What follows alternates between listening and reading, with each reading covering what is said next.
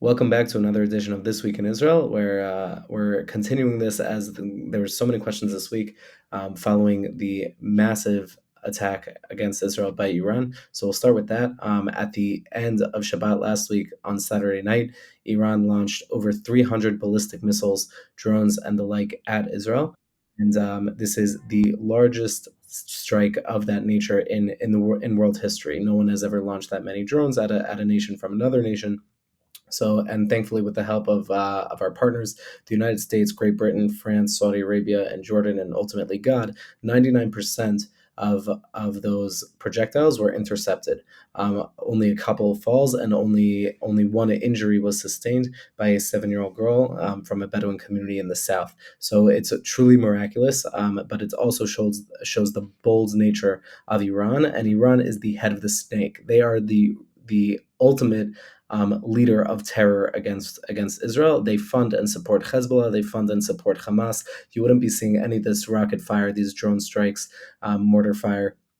You wouldn't be seeing any of it without Iran. So that's people say, are we about to be at war with Iran? We've actually been at war with Iran for many years. It is a stated goal of theirs to destroy all of Israel and to destroy all of America, and they fund terror throughout the world to accomplish that.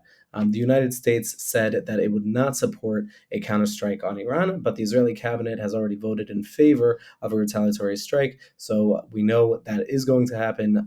It's unclear when or what it will exactly look like, and that's the nature of that. But the war on our borders still continues. While the northern communities continue to live under daily rocket and drone attacks. Just this week, the Hezbollah terror group, which is also funded by Iran, carried out a drone attack that wounded 14 soldiers and 4 civilians.